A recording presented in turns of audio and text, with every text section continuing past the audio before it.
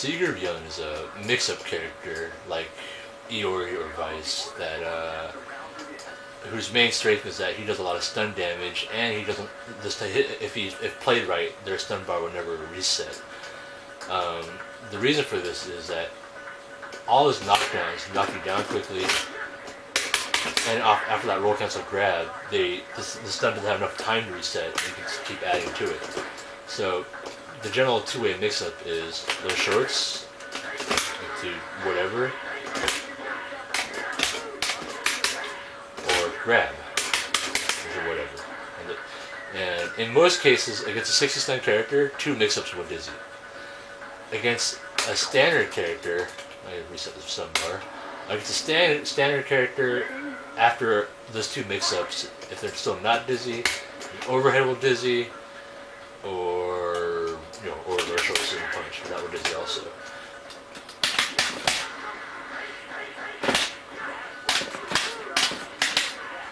There we go.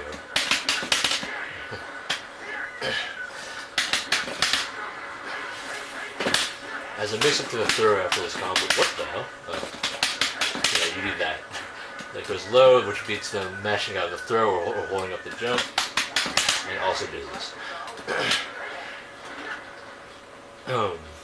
Other things you can do with this whole mix-up is dash over grab. All this stuff is scary, and does not let the stun bar reset. He's a very mix-up wise. He's a very flexible character in that since this whole grab thing does not reset the stun bar at all, it makes all the options equally scary, which is a good thing in being unpredictable. I don't know.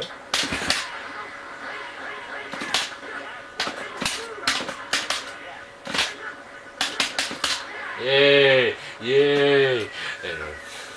So against most 60 stun characters, Young can stun you off of a single grab or a single hit. You can do that off of the grab, you can do the combo.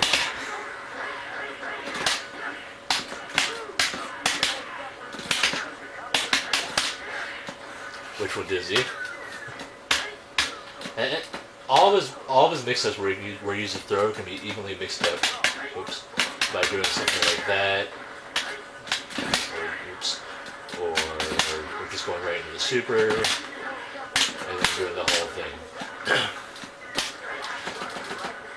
So, with this scary mix-up game that does so much stun, the obvious objective is to get close. Now, the easiest way to accomplish this is through reckless use of that.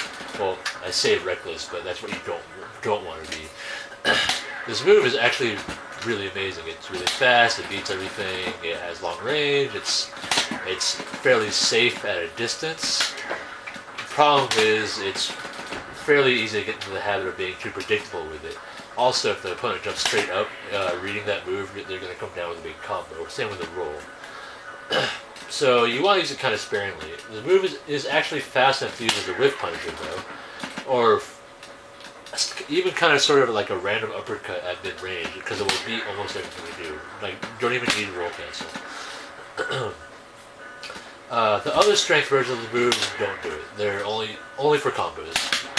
And if you're going to do a combo off of this chain, do the fierce one. Off of shorts, do the strong one. The fierce one doesn't combo at that point. Off of every rush punch, you get a good mix-up. You just dash over to mess up their inputs, and then just go do the whole, grab or the short mix-up. Other useful ground moves to help establish the close range are Standing Fierce, which has longer range than it looks, beats a lot of stuff, does pretty good damage. From about this range, nobody can crouch under you and stand jabs. So you can use that to pin them there for a second and try to read what's going next. Maybe if they're gonna sit there, walking further, if they're gonna mash, counter hit that with low strong or something. Low strongs give a lot of frame advantage. You can link two of them together and then combo off after it, which is also a lot of stun. But generally, I keep my up close games to just simply mixing up low cancel grab or low shorts. Other tools in getting in are dive kick, which is of course not third strike good, but it's good because you can still use it to get in, like after jumping straight up, jump up or down a few times. Like third strike, try to gauge what they're going to do next, look for your opening, come in, and dive kick. Apparently, there's a distance where if you hit the dive kick far enough, you get a combo off it, which is pretty neat. But for the most part, you're going to be doing around that range, which will not let you do that. So at this range, you're going to the most common thing to do is just go right into the grab. Since you're at frame advantage, you're probably going to press disadvantage. They're probably going to press a button, which is going to lose cleanly to the grab.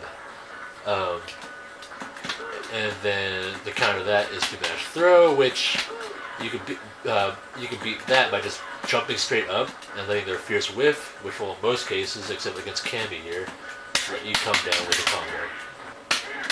Yeah, that's probably the best combo to do there. This kind of stuff is not as good as third strike. It's not an abusable move by any means of the imagination. That's probably not even English, right? I just said.